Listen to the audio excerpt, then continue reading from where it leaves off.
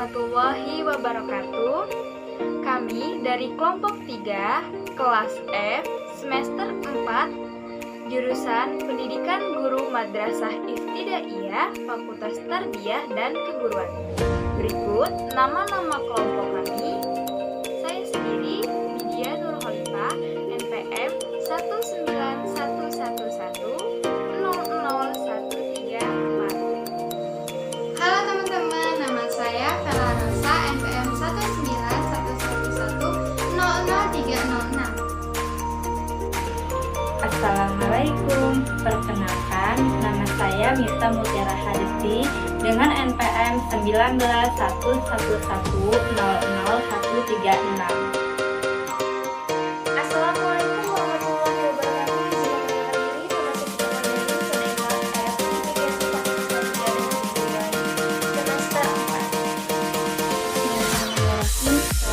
Assalamualaikum warahmatullahi wabarakatuh. Perkenalkan, nama saya Nabila Putri dari PGIF 2019 dengan NPM 19111000143. Saya akan menjelaskan tentang KI dan KD serta tujuan dalam materi kelompok. Yang pertama yaitu memahami cara merawat hewan.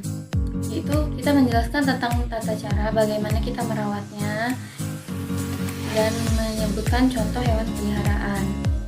Yang kedua yaitu mengidentifikasi bagian tubuh utama hewan serta hubungan hewan dengan manusia. Yaitu poin pertama yaitu mengenal anggota tubuh pada hewan. Yang kedua itu menjelaskan tentang manfaat hewan bagi manusia. Yang ketiga ada memahami pertumbuhan hewan. Kita memahami pertumbuhan hewan itu mulai dari kecil, mulai dari ciri-cirinya dan lain-lain. Yang keempat mengenal jenis makanan hewan. Itu hewan makannya apa aja, terus tinggalnya gimana, biasanya berperilaku bagaimana. Yang kelima ada mengidentifikasi cara hewan menyesuaikan diri dengan lingkungan. Bagaimana cara hewan tersebut itu untuk bertahan hidup dari lingkungannya. Yang keenam memahami ciri-ciri khusus beberapa jenis hewan. Itu kan kemarin mengambilnya tentang hewan ayam, yaitu gimana cara kita ciri-ciri fungsi khusus pada hewan, terus menjelaskan perkembangan hewan secara vegetatif dan generatif. Yang ketiga itu menjelaskan pemanfaatan anggota tubuh hewan. Tujuan pembelajaran ini adalah agar siswa dapat mengetahui dan cara merawat hewan peliharaan. Yang kedua, siswa dapat menyebutkan bagian utama tubuh hewan. Yang ketiga, siswa dapat memahami hubungan hewan dan manusia. Yang keempat itu siswa bisa memahami pertumbuhan prosesnya pada hewan.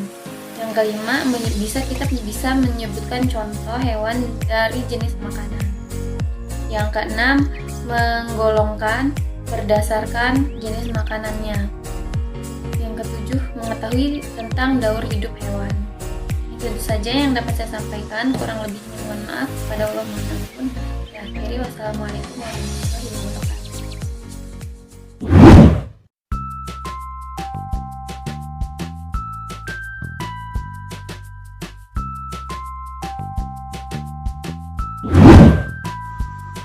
Oke, baiklah, dengan saya Vela Rosa, NPM 19111000306. Saya akan menyampaikan materi tentang hewan. Langsung aja teman-teman pada pembahasan materinya. Jika kita memiliki hewan peliharaan, maka kita harus bisa merawatnya dengan baik dan benar. Kira-kira apa aja sih contoh dari hewan peliharaan itu? Contohnya adalah ayam, kambing, sapi, kelinci, dan masih banyak yang lainnya. Gimana sih cara perawatan atau pemeliharaan hewan peliharaan? Yang pertama, kita harus membuatkannya kandang atau tempat tinggal. Yang kedua, kita harus rajin atau rutin membersihkan kandang peliharaan kita agar hewan peliharaan kita tetap nyaman tinggal di dalamnya. Yang ketiga, kita harus memberikan makan dan minum. Jangan sampai hewan peliharaan kita kelaparan ya teman-teman. Oh ya teman-teman, tahu gak sih setiap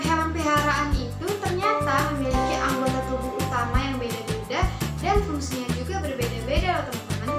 Kalau pada ayam memiliki bulu pada tubuhnya. Bulunya ini berfungsi untuk melindungi tubuh ayam dari udara yang panas maupun udara yang dingin.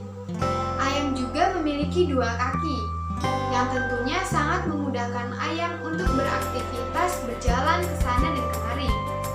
Ayam juga memiliki paruh. Paruhnya ini digunakan ayam untuk makan ya teman-teman, untuk mematuk biji-bijian ataupun makanan lainnya.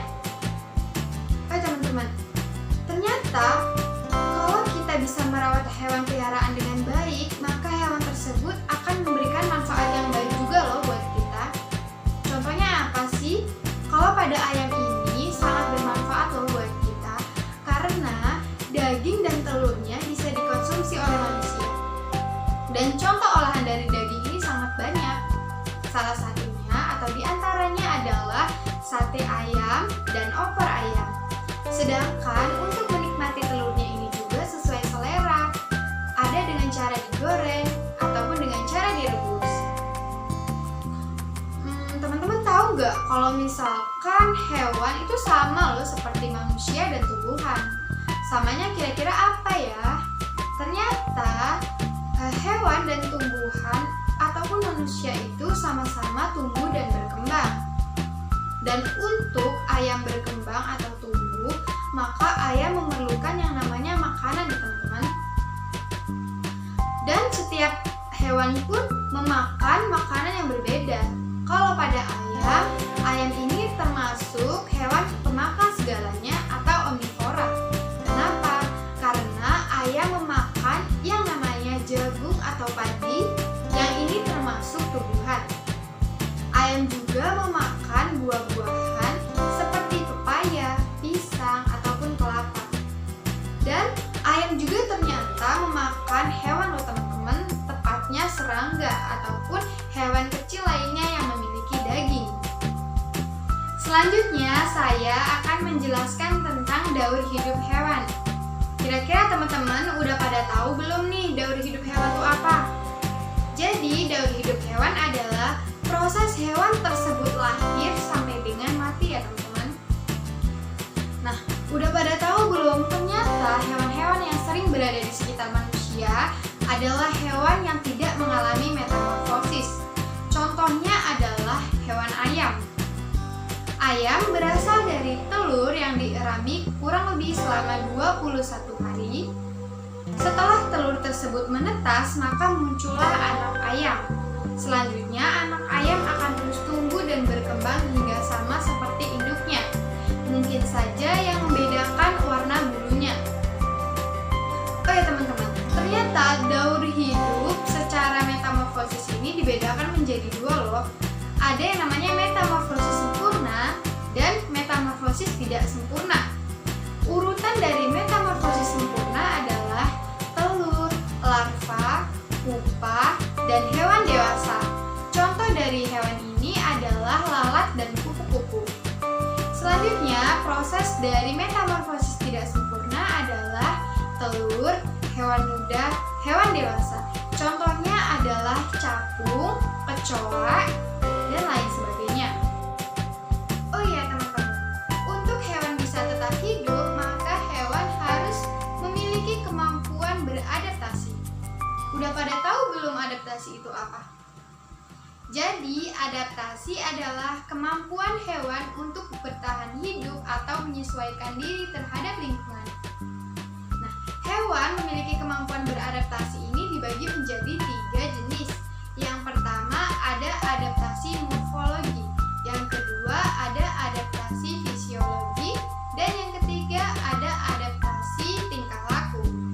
Pengertian dari masing-masingnya adalah yang pertama yaitu adaptasi morfologi, yaitu penyesuaian bentuk tubuh makhluk hidup atau alat-alat tubuh makhluk hidup terhadap lingkungan.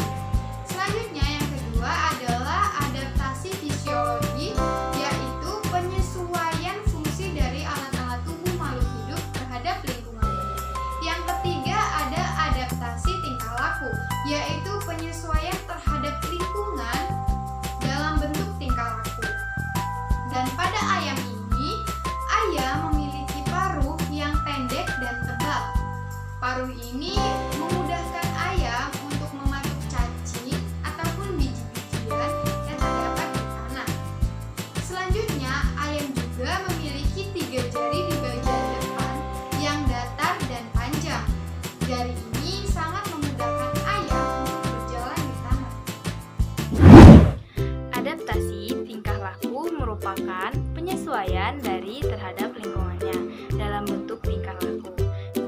adaptasi yang dilakukan oleh suatu makhluk hidup akibat dari mutasi tidak dapat membuatnya menjadi suatu spesies baru. Setiap makhluk hidup diciptakan oleh Allah Subhanahu wa Ta'ala secara sempurna dengan segala sesuatu yang dibutuhkannya untuk dapat bertahan hidup sepanjang Allah Subhanahu wa Ta'ala menghendakinya. Sebagaimana firman-Nya dalam surat Al-A'la ayat 2-3, yang artinya yang menciptakan dan yang menyempurnakan penciptaannya dan yang menentukan kadar masing-masing dan memberi petunjuk. Surat Al-A'la ayat 2-3. Hewan yang ada di sekitar kita beraneka ragam. Keanekaragaman hewan meliputi bentuk tubuh, jenis makanan, dan lingkungan tempat tinggalnya. Contohnya itu ayam kampung. Nah, ayam kampung itu memiliki pertumbuhan yang sangat pesat. Dia tubuhnya tegak. Habitat ayam kampung yaitu berada di kebun, hutan, dan perkarangan rumah. Sedangkan ayam petelur, dia memiliki tubuh yang gemuk dan bulu berwarna putih. Habitat ayam petelur yang yaitu di peternakan dan di perkarangan rumah. Selanjutnya itu umat Islam percaya dan mengimani bahwa dalam segala sesuatu cukuplah Allah Subhanahu wa Ta'ala yang mengatakan jadilah, maka jadilah ciptaan itu. Selanjutnya, hewan memiliki kemampuan untuk berkembang biak. Perkembangbiakan adalah kemampuan makhluk hidup untuk menghasilkan individu baru yang sifatnya satu sama atau menyerupai induknya. Hewan dapat berkembang biak tanpa perkawinan dan secara vegetatif maupun melalui perkawinan atau secara generatif. Selanjutnya, perkembangan hewan secara generatif dapat dibedakan menjadi 3, yaitu bertelur, melahirkan, dan bertelur juga melahirkan.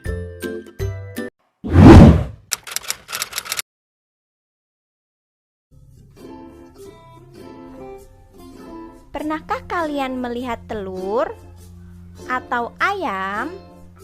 Bagaimana ya proses perkembangbiakan ayam? Yuk kita lihat. Ayam betina sedang bertelur.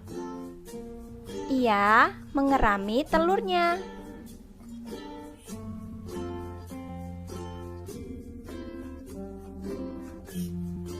Dua 21 hari kemudian, anak ayam menetas. Mereka keluar dari telur.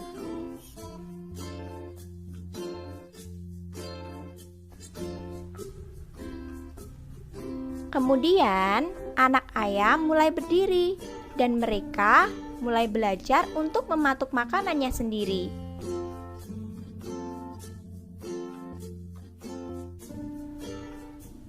Setelah 2 minggu, bulunya bertambah panjang dan mulai tumbuh di sayap dan sekitar tubuh yang lain.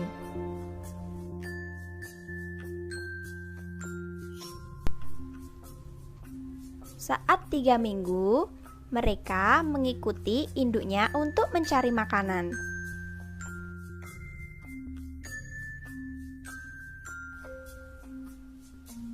Setelah 9 minggu, ayam telah mencapai usia dewasa. Bismillahirrahmanirrahim. Nama saya Nabila Kirani Putri. Saya akan membahas tentang rancangan kegiatan observasi IPA tentang hewan unggas, yaitu ayam kampung dan ayam petelur. Yang pertama, kita akan membahas ciri-ciri ayam kampung.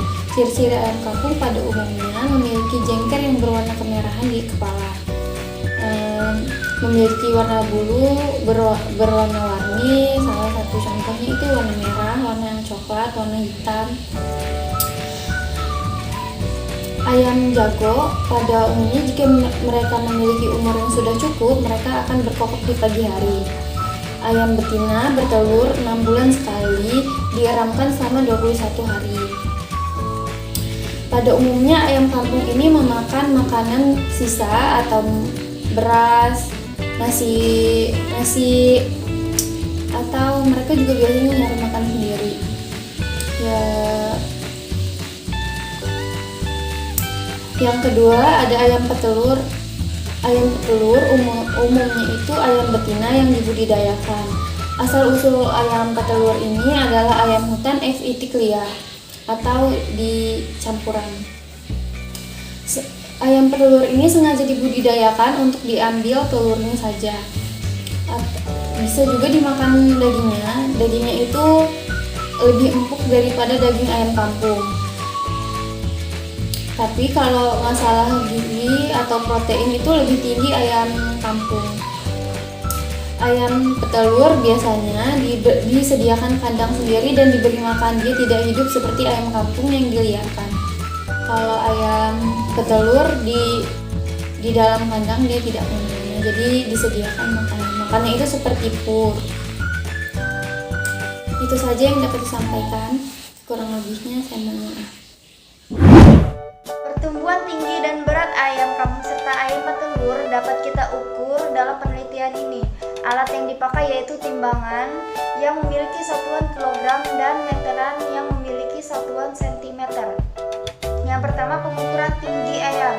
Ayam kampung yaitu 2,19 cm per minggu dan makanannya beras. Untuk ayam petelur yaitu 1,59 cm per minggu dan makanannya pur ayam. Untuk berat badannya yaitu untuk ayam kampung 0,36 kg per minggu dan makanannya beras. Untuk ayam petelur 0,32 kg per minggu dan makanannya pur ayam. Hasil penelitian bobot badan pada ayam kampung dan ayam ras sampai umur 13 minggu dapat dilihat pada tabel. Seiring dengan bertambahnya umur, bobot badan juga mengalami kenaikan. Pertambahan bobot badan merupakan respon dari kemampuan ayam untuk mencerna makanan. Penambahan bobot ayam ini bisa digunakan sebagai ukuran kecepatan pertumbuhan. Pada ayam kampung yang diberi makanan beras, memiliki proses pertumbuhan tinggi yang lebih cepat dibandingkan dengan ayam petelur yang diberi makan ras. Namun, pada ukuran berat badan pada ayam petelur memiliki berat yang lebih besar perkembangannya dibandingkan dengan ayam kampung yang diberi makan beras. Baiklah, saya Mita Mutiara akan melanjutkan materi tentang prediksi. Prediksi kali ini kita akan membahas tentang tulang ayam menjadi pupuk tanaman. Selain membutuhkan unsur hara dari tanah, air, dan sinar matahari, tanaman juga memerlukan perawatan lainnya, yaitu dengan cara pemupukan. Pemupukan juga mampu membantu menyediakan unsur hara tambahan untuk tanaman agar tumbuh lebih optimal. Pemupukan dapat menggunakan pupuk organik dan pupuk anorganik. Namun, pupuk organik pemanfaatannya lebih baik dibandingkan pupuk anorganik. Cara mendapatkan pupuk organik bisa kita dapatkan dari bahan-bahan di sekitar kita. Contohnya seperti tulang ayam. Tulang merupakan sumber utama fosfor dan fosfat yang pada saat ini pemanfaatannya masih sangat jarang dalam pencampuran pupuk. Akibatnya, tulang menjadi limbah dan terbuang sia-sia. Senyawa organik yang dimiliki tulang terdiri dari protein dan polisakarida, sedangkan senyawa anorganik yang dimiliki tulang terdiri dari garam-garam fosfor dan karbonat. Pupuk tulang ini mengandung fosfor yang bermanfaat bagi tumbuhan untuk pertumbuhannya, seperti menggemburkan tanah, meningkatkan ketersediaan hara, dan memacu pertumbuhannya daun dan tunas. Berikut adalah video dan kegiatan nyata saya dalam membuat pupuk tulang ayam. Selamat menyaksikan.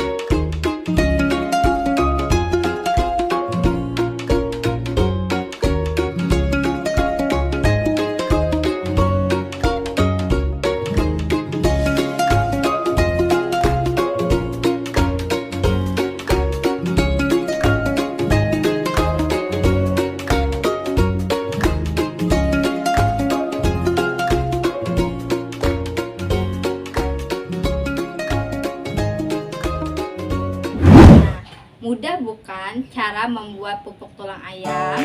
Berikut saya akan mengaplikasikan pupuk tulang ayam ini di tanaman kacang hijau.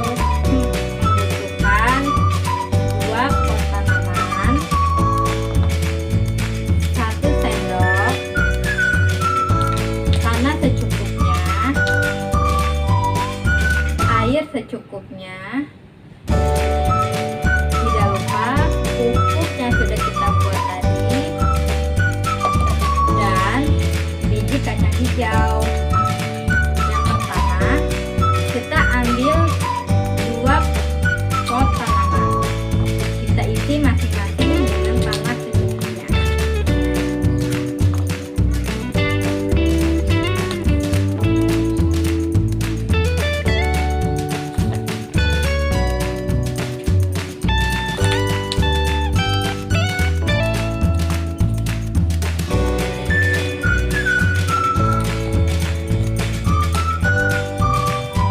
Setelah sudah, kita masukkan kembali tanah ini ke dalam pot berikutnya.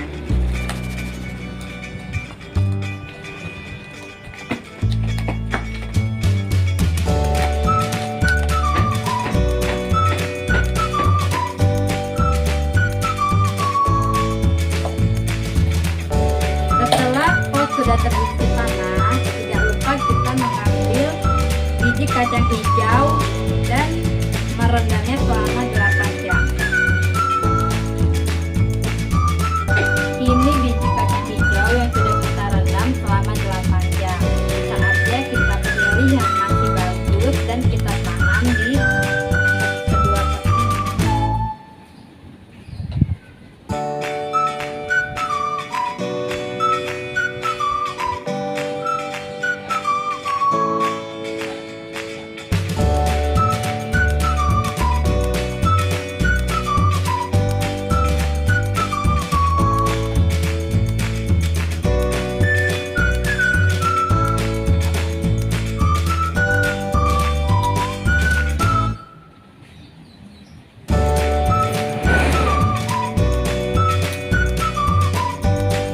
Dan tanamlah biji kacang hijau secukupnya. Lalu tidak lupa kita memberikan pupuk tulang ayam yang sudah kita buat tadi di salah satu pot. Di sini saya menggunakan pot berwarna kuning untuk yang dikasih pupuk. Beri pupuk secukupnya.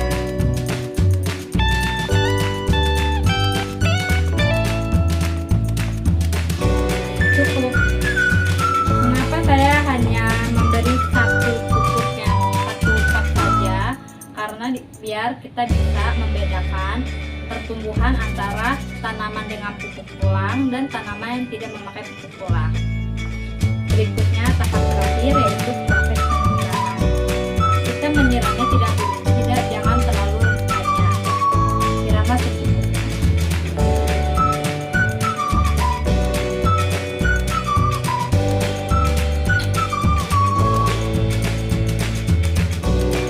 Oke, proses penanaman sudah selesai dan saatnya kita menunggu tanaman ini beberapa hari ke depan dan kita melihat hasilnya, apakah tanaman dengan pupuk ini lebih cepat atau sama saja dengan tanaman yang tidak. Baiklah, saya akan membacakan hasil pengamatan dari tanaman biji kacang hijau dalam beberapa hari. Di hari pertama, tanaman pada pot merah yang tidak menggunakan pupuk belum ada perubahan pada biji kacang hijau. Begitupun dengan tanaman pot kuning yang menggunakan pupuk. Sama saja belum ada perubahan pada biji kacang hijau. Di hari kedua, kedua tanaman tersebut sama-sama kulit kacang hijaunya sudah mulai mengelupas.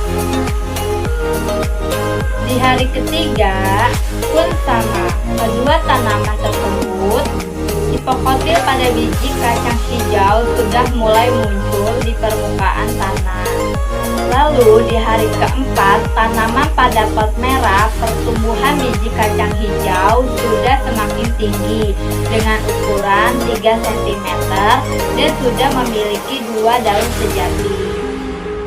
Sedangkan pada tanaman pot kuning, pertumbuhan biji kacang hijau pun sudah semakin tinggi dengan ukuran 4 cm dan sudah memiliki 2 daun sejati. Tetapi di permukaan tanah muncul jamur-jamur halus. 3 pertanyaan, yaitu yang pertama, bagaimana kecepatan pertumbuhan kacang hijau yang diberi pupuk dan yang tidak diberi pupuk? Jawabannya yaitu kecepatan pertumbuhan kacang hijau yang diberi pupuk lebih cepat dibandingkan dengan pertumbuhan kacang hijau yang tidak diberi pupuk. Pertanyaan yang kedua yaitu bagaimana kondisi tanah pada kacang hijau yang diberi pupuk dengan yang tidak diberi pupuk? Jawabannya yaitu tidak terjadi perubahan pada tanah kacang hijau yang tidak diberikan pupuk, sehingga tanah pada kacang hijau yang diberikan pupuk terdapat jamur-jamur halus yang tumbuh. Nah, dan yang ketiga yaitu rumusan kesimpulan tentang percobaan ini. Nah, kesimpulannya yaitu pada praktikum ini adalah tanaman yang diberi pupuk memiliki pertumbuhan yang lebih cepat dibandingkan dengan tanaman yang tidak diberi pupuk. Namun, terdapat jamur-jamur halus pada permukaan tanahnya. Sedangkan tanaman yang tidak diberi pupuk memiliki pertumbuhan yang lebih lambat, tetapi tidak terdapat perubahan apapun pada kondisi tanahnya. Pada hari keempat, tanaman kacang hijau yang diberi pupuk menjadi tinggi 4 cm, sedangkan yang tidak diberi pupuk memiliki tinggi 3 cm. Jadi, pupuk tulang ayam ini dapat mempengaruhi atau dapat mempercepat proses pertumbuhan dari tanaman kacang hijau walaupun